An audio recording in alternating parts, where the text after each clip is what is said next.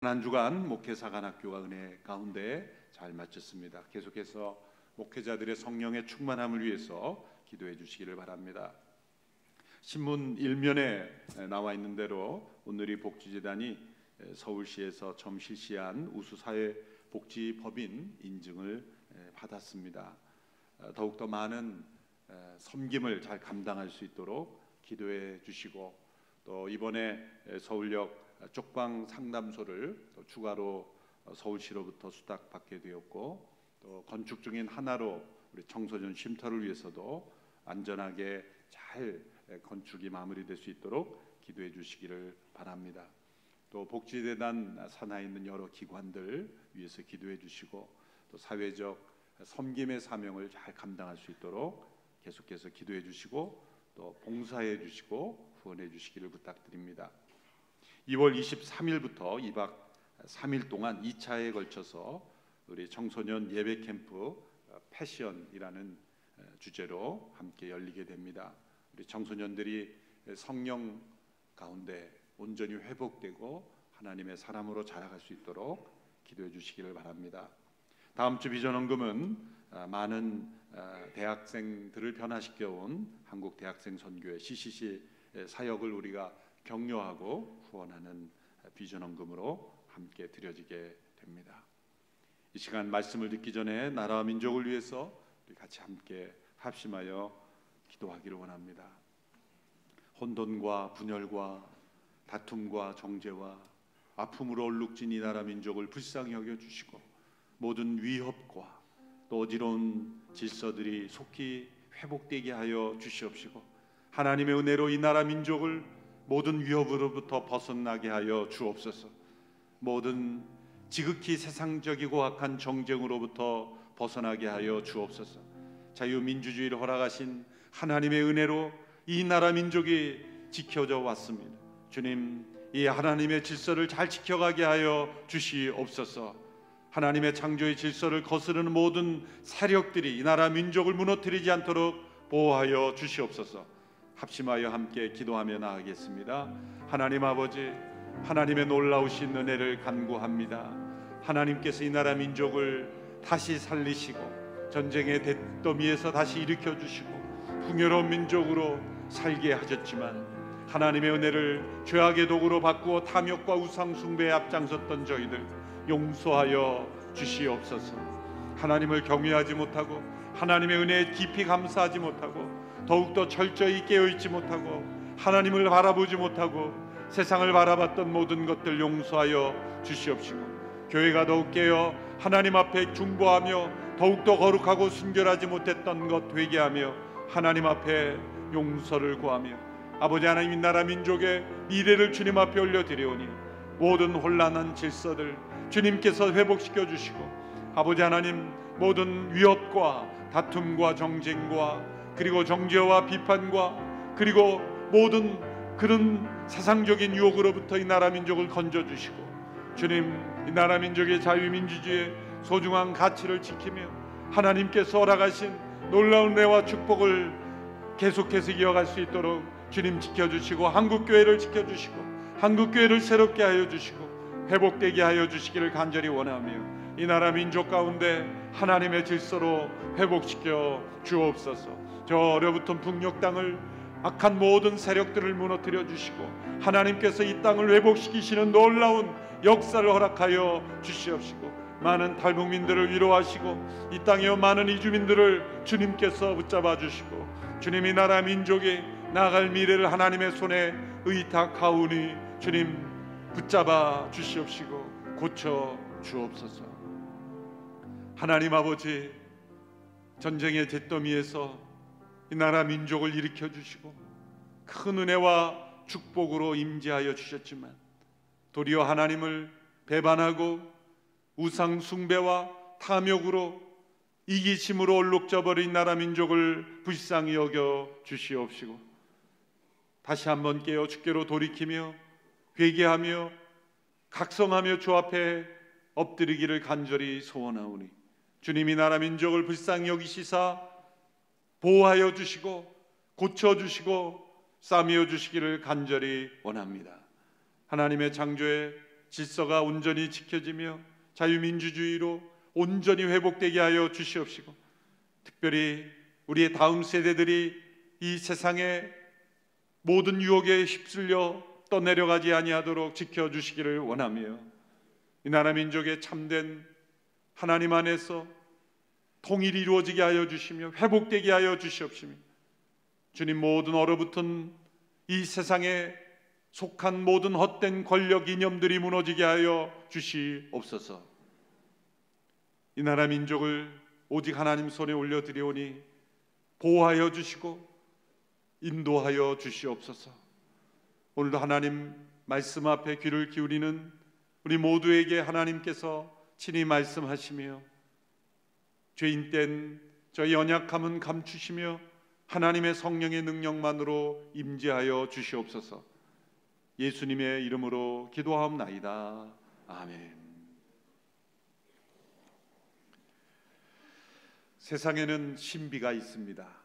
인간의 눈으로는 볼 수 없는 신비, 또 인간의 이성으로는 설명할 수 없는 신비가 있습니다.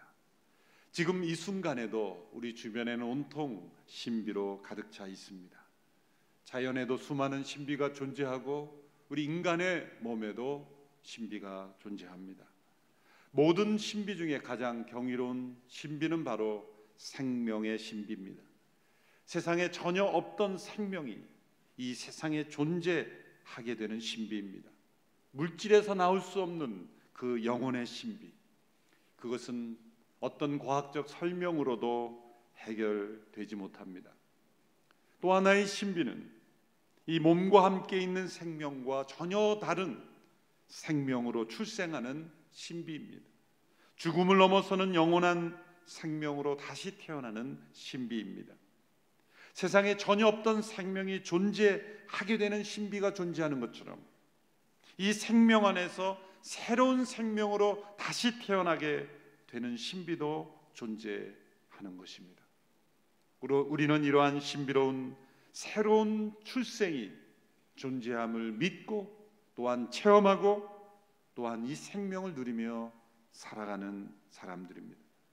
기독교는 자기 스스로의 어떤 힘과 결단으로 변화를 만드는 그러한 행위 종교가 아닙니다. 사회에서는 흔히 다시 태어나야 된다, 거듭남이라는 말을 다른 모습으로 변화되기 위해서 스스로의 강한 결단으로 스스로를 바꾸어 간다라는 의미로 사용됩니다. 그러나 성경의 의미는 그런 의미가 아닙니다. 기독교는 어떤 예식이나 제도로 사람을 변화시키는 종교가 아닙니다. 새로운 생명으로 다시 태어나는 것입니다. 인간의 어떤 지혜나 힘이나 결심이나 제도로 더 나은 사람으로 변화시키는 종교가 아닙니다. 초월적인 생명, 이 새로운 생명, 그 생명으로 다시 태어나는 것입니다. 그리고 그 생명 안에 살아가는 것입니다. 이 초월적인 생명, 이 신비로운 출생으로 태어난 생명이 우리 안에 주어지는 것을 경험하지 못하고 성경을 해석하고 교회를 해석하고 기독교를 해석하려고 할 때 많은 오해가 비롯됩니다. 특히 지성적인 사람일수록 더 큰 오해에 빠져들게 됩니다. 성경을 이념적으로 이데올로기로 해석하고 또 교회를 세상적인 관점으로 해석하게 되는 이유가 무엇입니까? 바로 이 다시 태어나는 이 생명을 경험하지 못하고 기독교를 해석하려고 할 때는 심각한 오해에 빠져들게 되는 것이죠.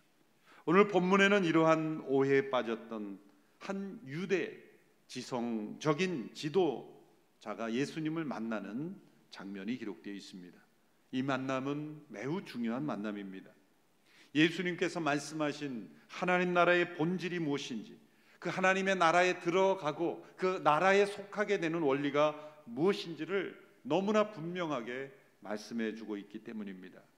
예수님께서는 우리가 다시 태어남으로 들어가는 하나님의 나라에 대하여 말씀해 주셨습니다. 기독교의 본질은 다시 태어남으로 들어가는 하나님 나라입니다. 사람들이 모여서 어떤 결의를 하고 결심을 하고 우리가 더 나은 사람이 되자라고 결의하는 것이 아닙니다. 이것은 우리의 생명이 세상에 전혀 없던 상태에서 존재하게 되는 것처럼 우리 안에 전혀 없던 생명이 우리 가운데 다시 태어남으로 들어가게 되는 하나님의 나라, 세상의 눈으로는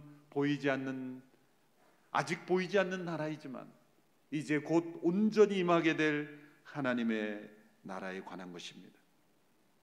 본문에서 예수님을 만난 사람은 니고데모라는 사람입니다. 니고데모라는 사람의 이름은 그릭 이름입니다.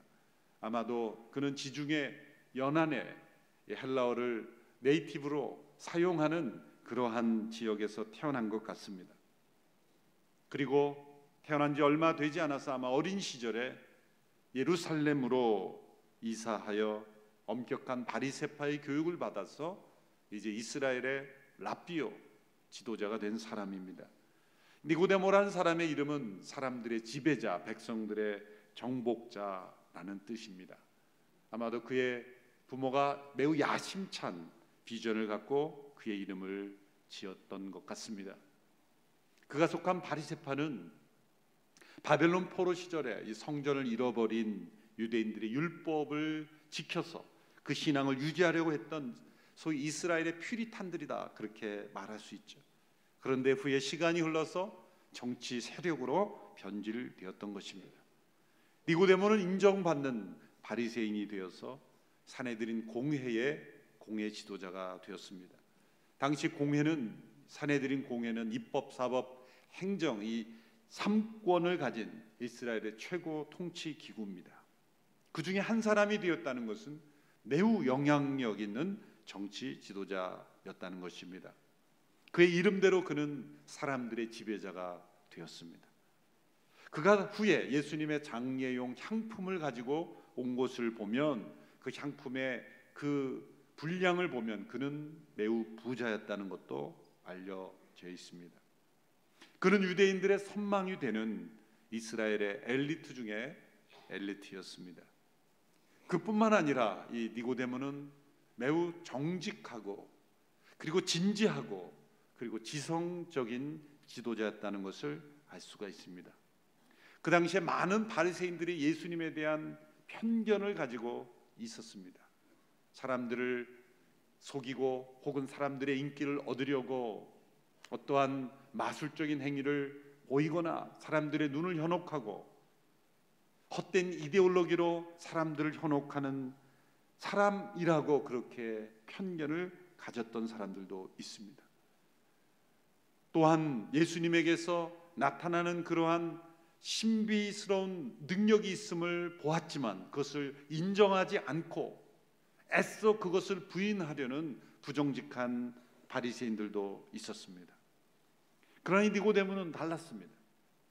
그는 이른바 정직한 회의론자다라고 말할 수 있는 사람입니다. 그는 예수님에게서 나타나는 여러 사건들, 예수님의 가르침을 매우 진지하고 정직하게 살필 줄 알았던, 열린 마음을 가졌던 그런 지성이었다는 것을 알 수가 있습니다. 본문 2절에 보면 니고데모라고 하는 사람이 밤에 예수님을 찾아옵니다. 그의 위치를 볼 때 밤에 당시에 30대 초반에 예수님을 혼자 찾아왔다는 것은 매우 주목할 만한 사건이죠. 이것은 조용히 진지한 대화를 나누고 싶어서였을 겁니다. 예수님과 매우 진지한 대화를 솔직하게 자신의 의문을 다 해소하고 싶은 매우 열려져 있는 시각을 가지고 예수님을 찾아온 것입니다. 다른 한편으로 보면 사람들의 눈을 의식한 행위라고도 볼 수 있습니다. 만일 자신이 예수님을 찾아 만난 것을 다른 사람들이 혹은 이런 편견과 비판적 바리새인들이 안다고 한다면 이 또한 문제가 될 수 있다는 것을 알 수 있었기 때문에 그는 예수님을 밤에 혼자 몰래 깊은 만남을 가지기를 원했던 것입니다. 니고데모가 예수님께 찾아와 노크하고 예수님을 만난 그 자리에서 이런 인사로 대화를 시작합니다. 3장 2절의 말씀을 함께 보겠습니다. 시작. 그가 밤에 예수를 찾아와 물었습니다. 랍비여, 우리는 당신이 하나님께로부터 오신 선생님인 것을 알고 있었습니다. 하나님께서 함께 하시지 않는다면 선생님이 행하신 그런 표적들을 아무도 행할 수 없기 때문입니다. 의례적인 인사가 아닙니다. 그는 예수님을 랍비요, 하나님께로부터 오신 선생님이라고 표현했습니다. 듣기 좋으라고 한 인사가 아니죠. 그는 매우 진지한 사람이었습니다. 마음이 열린 사람이었습니다. 예수님으로부터 나타난 그 표적들은 사람이 행할 수 없는 표적이라는 것을 인정했습니다. 무시하지 않았습니다. 그리고 하나님께로부터 온 표적이다, 하나님께로부터 오신 선생님이라는 것을 고백했습니다. 당시 예수님은 모든 면에서 니고데모와 같은 사회적 위치를 가진 사람과 다른 사람이었습니다. 나사렛 출신, 그리고 갈릴리에서 어부들과 함께 어울리는, 사회적 위치로 볼 때는 니고데모가 상대하지 않을 수 있는, 무시할 수 있는 그런 위치의 사람이었습니다. 그런 예수님에게 니고데모는 최고의 경이로운 표현을 사용해서 인사를 합니다. 랍비여, 당신은 하나님께로 오신 선생인 줄 우리는 알고 있습니다. 하나님이 함께 하시지 아니하면 행할 수 없는 표적이 당신으로부터 나오고 있다는 것이죠. 그런데 예수님의 대답은 예상하지 못한 대답입니다. 어떻게 보면 동문서답이죠. 3절의 말씀, 예수님의 대답을 함께 보겠습니다. 시작. 예수께서 그에게 이렇게 말씀하셨습니다. 내가 진실로 내게 말한다. 누구든지 다시 태어나지 않으면 하나님 나라를 볼 수 없다. 예수님은 니고데모의 인사에 대해서 그러신가요? 제가 뭘 그렇게까지 그렇게 인사하는 반응이 아니에요. 단도직입적으로, 어떻게 보면 전혀 엉뚱한 대답 같은 말씀을 하십니다. 그러나 이것은 엉뚱한 대답이 아니라 예수님은 니고데모가 찾아온 이유를 아셨습니다. 그리고 그 이유에 대한 대답을 먼저 주신 것이죠. 니고데모가 예수님을 찾아온 이유는 사실 예수님의 기적들 때문만은 아닙니다. 이미 그는 그 기적들이 하나님께로부터 온 표적이라는 것을 믿고 있었기 때문이에요. 사실 유대인들은, 특별히 바리새인들은 기적에 대해서는 열려있던 사람들이었어요. 심지어 바리새인들은 부활도 가능하다고 믿었던 사람이에요. 그래서 후에 보면 바리새인들과 사두개인들이 서로 다툼이 일어나지 않습니까? 사두개인들은 부활이 없다 믿고 바리새인들은 부활을 믿었고, 부활도 가능하다고 믿었던 사람들이 바리새인입니다. 니고데모가 관심을 가진 것은 예수님으로부터 나타나는 표적만이 아니었습니다. 예수님의 새로운 가르침이었습니다. 하나님 나라에 대한 가르침이었습니다. 발복에 나타난, 산상수훈에 나타난 그런 예수님의 가르침이 어쩌면 니고데모에게는 큰 충격이었을 겁니다. 전혀 새로운 소식이었을 겁니다. 지금까지 자기가 배웠고 가르쳤던 하나님 나라에 대한 지식과는 전혀 다른 지식이었다는 것이죠. 그래서 그는 궁금했던 것입니다. 그는 매우 진지한 열린 마음을 가졌고, 그리고 정직한 의심을 가지고 탐구할 줄 알았던 사람이었기에 예수님을 찾아온 것이죠. 예수님의 대답 속에 니고데모의 고민과 그 대답이 다 들어있다는 것이죠. 사람이 다시 태어나지 않으면 하나님 나라를 볼 수 없고 들어갈 수 없다. 예수님의 말씀은 니고데모가 그동안 배워왔고 그리고 가르쳐왔던 하나님 나라의 이 신학을 흔드는, 깨트리는 혁명적인 말씀입니다. 아니, 니고데모 한 사람의 생각이 아니라 당시 유대 사회 전체를 수백 년간 지탱해왔던 하나님의 나라를 무너뜨리는 말씀입니다. 당시 유대인들의 하나님 나라 개념은 이스라엘 민족 자체가 하나님 나라 백성이라는 시각이었죠. 하나님 나라의 백성의 자격은 1차적으로는 아브라함의 육체 혈통에서 태어나야 합니다. 만일 아브라함의 육체적 혈통에서 태어나지 않는다면 또 하나의 자격이 있다면 그것은 율법을 준수하는 것입니다. 할 일을 행하고 여러 종교 율법 준수 절차를 통과함으로써, 개종함으로써 하나님 나라의 백성이 될 수 있다고 생각했습니다. 이러한 당시 유대인들의 하나님 나라 개념은 당시 유대교 경전 중에 하나인 에스드라서 같은 책에 보면 잘 나타나 있습니다. 두 구절만 인용해 보면 이렇게 그들은 생각했습니다. 하나님 나라의 관점에서 보면 한 명의 이스라엘 사람이 지구상의 모든 나라들보다 더 가치가 있다. 하나님께 세상을 창조하신 것은 이스라엘을 위해서이다. 얼마나 자기중심적인, 자기 민족만을 생각하는 사상입니까? 예수님께서 소개하신 하나님 나라는 그들의 세계관, 가치관, 생각을 무너뜨리는 것이었습니다. 하나님 나라는 혈통적인 출생이나 민족적인 어떤 틀이나 종교적인 그런 율법의 준수가 아니라 다시 태어남으로 들어가는 나라, 다시 태어남으로 볼 수 있는 나라라는 것입니다. 니고데모는 이 말씀을 이해할 수 없었어요. 그래서 예수님께 대답하죠. 아니, 사람이 어떻게, 나처럼 늙은 사람이 어머니의 태 속에 다시 들어갈 수 있단 말입니까? 다시 태어나야 된다는 말을 육체적인 재출생으로 잘못 이해하신 것이죠. 예수님께서 이 거듭남의 의미를 다시 설명해 주셨습니다. 5절에서 8절의 말씀입니다. 같이 읽겠습니다. 시작. 예수께서 대답하셨습니다. 내가 진실로 진실로 내게 말한다. 누구든지 물과 성령으로 태어나지 않으면 하나님 나라에 들어갈 수 없다. 육체에서 난 것은 육체이고 성령으로 난 것은 영이다. 다시 태어나야 한다라고 말한 것을 너희는 이상히 여기지 말라. 바람은 불고 싶은 대로 분다. 너는 그 소리를 듣지만 바람이 어디서 오는지 어디로 가는지 알지 못한다. 성령으로 태어난 사람도 모두 이와 같다.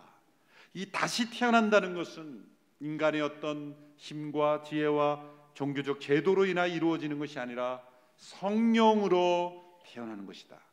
이 다시 태어난다고 할 때 이 다시라는 단어는 위로부터라는 의미도 있고 새로운이라는 의미로도 해석이 됩니다.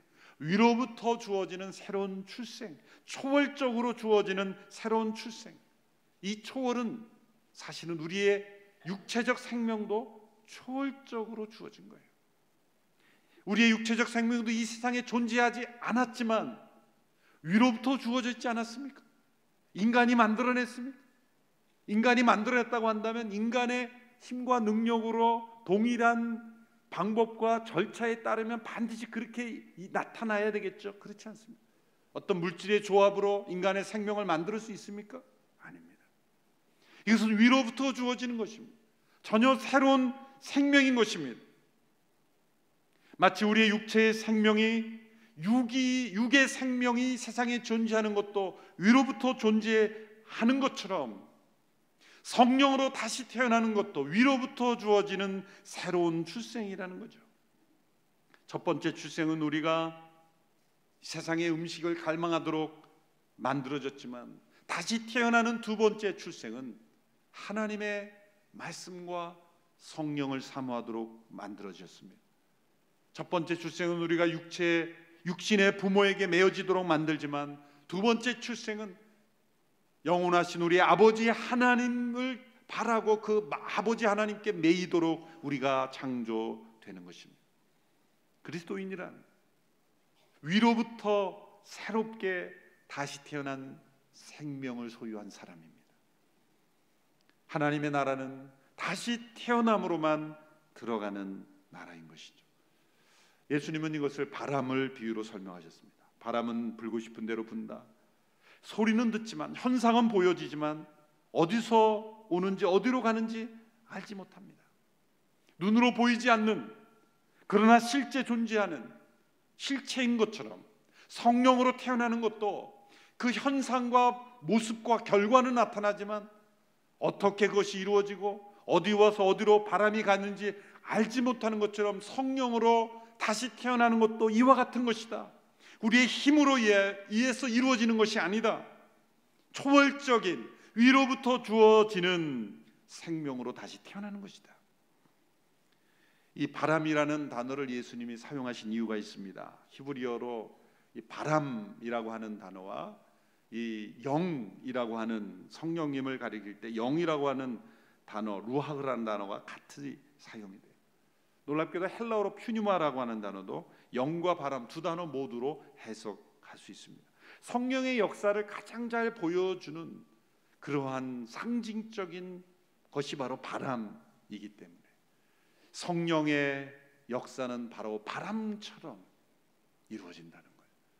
바람이 눈으로 보이지 않지만 실제 하는 것처럼, 성령의 역사도 눈으로 보이지 않지만 실제 변화를 일으키는 역사. 그러나 그 결과는 우리가 반드시 느낄 수 있고 체험할 수 있는 것입니다. 바로 이것이 새로운 생명의 출생인 것입니다. 성령님께서 우리 안에 어떻게 이런 새로운 생명을 탄생시키시고 어떻게 이루시는가 우리는 다 설명할 수 없습니다.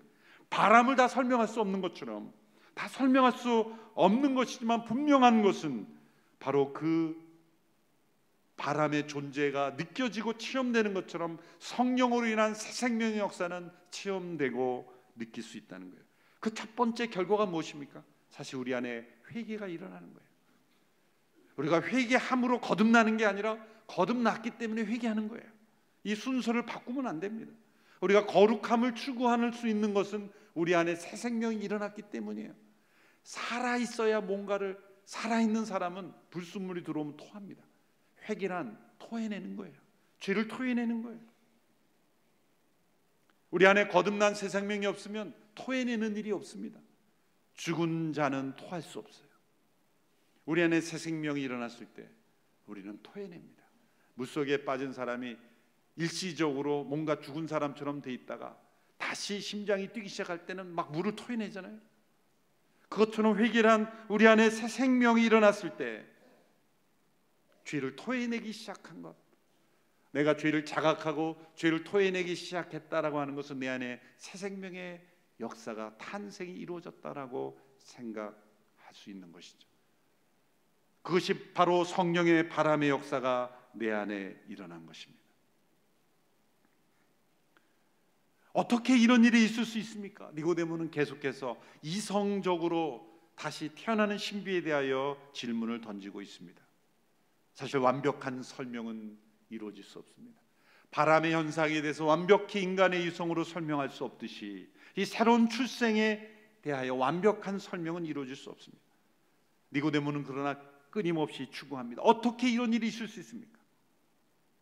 예수님의 말씀에 그 힌트가 담겨 있습니다. 우리에게 다시 태어나는 거듭남의 역사가 주어진 유일한 통로, 이것은 우리가 이루는 것이 아닙니다. 우리에게 일어나는 것입니다. 우리가 이 땅에 태어날 때 우리가 언제 어디서 어느 부모 밑에 태어나서 다도록 결심하고 태어나지 않듯이 우리가 그냥 태어난 존재로 우리에게 일어난 것처럼 이 새 생명의 역사는 우리에게 일어난 것입니다. 그러나 그것이 어떻게 이루어지는가, 그 통로를 예수님께서 말씀해 주셨어요. 오늘 보면 11절에서 15절의 말씀입니다. 같이 함께 읽어보겠습니다. 시작. 내가 진실로 진실로 내게 말한다. 우리는 아는 것을 말하고 본 것을 증언하는데 너희는 우리 증언을 받아들이지 않고 있다. 내가 땅의 것을 말해도 너희가 믿지 않는데 하물며 하늘의 것을 말하면 어떻게 믿겠느냐. 하늘에서 내려온 사람 곧 인자 외에는 하늘로 올라간 사람이 없다. 모세가 광야에서 뱀을 들어 올린 것 같이 인자도 들려야 한다. 그것은 그를 믿는 사람마다 영생을 얻게 하려는 것이다. 이 말씀 속에 우리가 다시 태어나는 역사가 우리에게 일어나는 통로, 하나님이 사용하시는 통로가 나타나 있습니다. 그것은 무엇입니까? 예수님 말씀하신 대로 증언을 받아들이는 것입니다.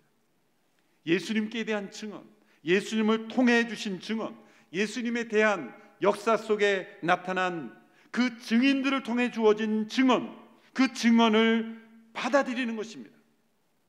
사람들은 어떤 주장이나 어떤 사건에 대한 증언을 받아들일 것인지 받아들이지 않을 것인지를 스스로 결정할 수 있는 능력이 있습니다. 자유의지와 판단력이 있습니다. 하나님이 그렇게 만드셨습니다. 하나님 그것을 너무나 잘 아십니다.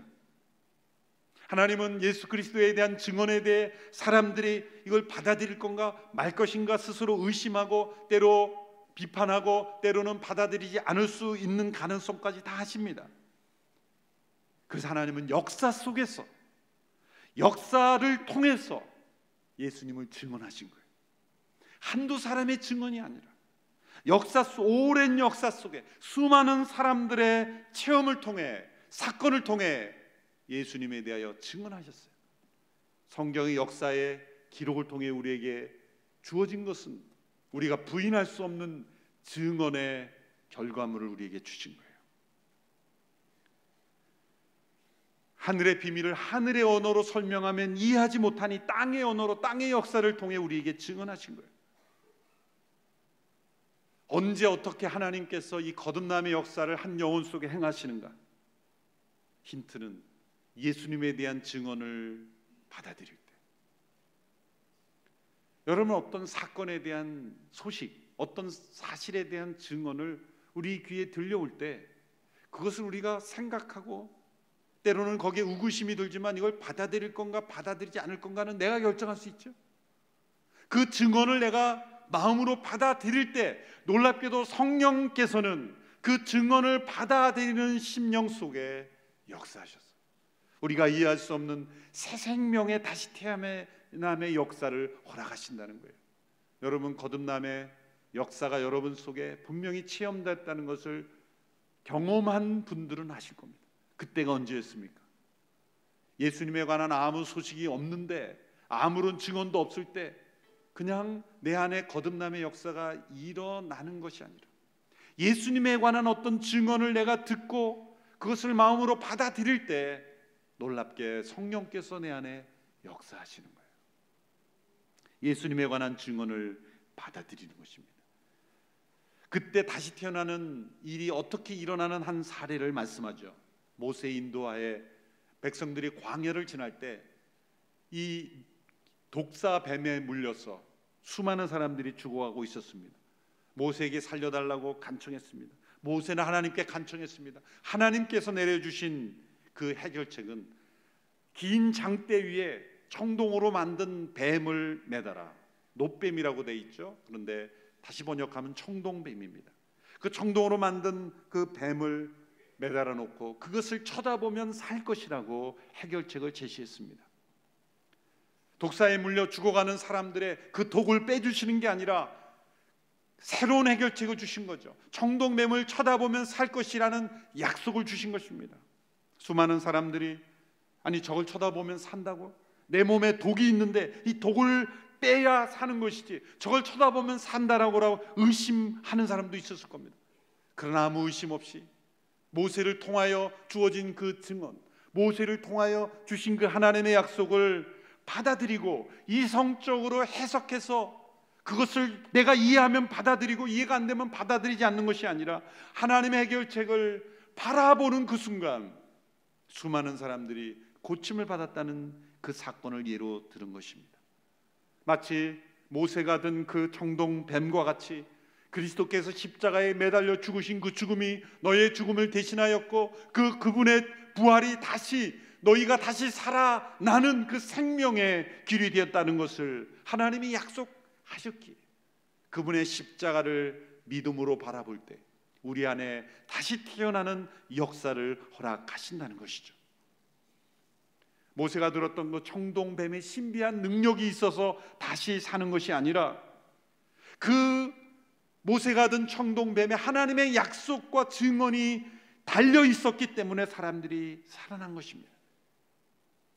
청동뱀을 사람들이 바라볼 때 살아난 것처럼 십자가에 달리신 그리스도를 바라볼 때 우리 안에 다시 태어나는 하나님의 역사가 주어지는 것입니다. 동일한 원리는 하나님의 약속을 받아들이는 믿음인 것입니다. 만일 예수님께서 하나님의 어떤 약속도 없이 십자가에 못 박혀 죽으셨다면 그것은 억울한 죽음으로 그냥 끝나는 아무 효과가 없는 죽음이었습니다. 십자가는 그냥 처참한 사형틀에 불과한 것입니다. 그러나 중요한 것은 그 십자가에 죽으신 예수님과 함께 주어진 하나님의 약속, 그 하나님의 증언이 있기에 십자가에 매달려 죽으신 그리스도를 바라볼 때 우리 안에 성령의 역사가 일어나는 거예요. 바람처럼 역사하시는 성령께서 그 영혼 가운데 역사하셔서 다시 살리는 영원한 생명을 주시는 것입니다. 예수 그리스도에 관한 증언을 받아들일 때 우리 안에 다시 태어나는 성령의 역사가 나타난다고 약속하셨습니다. 요한복음 3장 16절에 너무나 위대한 하나님의 약속의 말씀입니다. 함께 읽겠습니다. 시작. 하나님께서 세상을 이처럼 사랑하사 독생자를 주셨으니 이는 그를 믿는 사람마다 멸망하지 않고 영생을 얻게 하려는 것이다. 예수님의 십자가의 증언을 받아들이십시오. 십자가에 들리신 예수 그리스도를 통하여 영생을 주신다는 이 하나님의 약속을 받아들이십시오. 우리가 해야 되는 어떤 일이 아니라 받아들이는 믿음입니다. 그리스도에 대한 증언을 받아들인 모든 자에게는 약속하신 그대로 다시 태어나는 이 신비의 역사가 주어집니다. 이 약속은 역사상 수많은 사람들에게 사실로 나타났고 또 우리에게도 역사되었고 우리가 그 생명 가운데 살아가고 있습니다. 예수 그리스도에 대한 증언을 살펴보십시오. 의심이 있다면 질문하십시오. 니고데모처럼 하나님 앞에 질문하십시오. 그 증언 앞에서 우리는 질문하면 할수록 하나님에 대한 진리, 역사에 대한 진실, 우리 인간에 대한 분명한 진리를 더욱더 분명히 깨닫게 될 것입니다.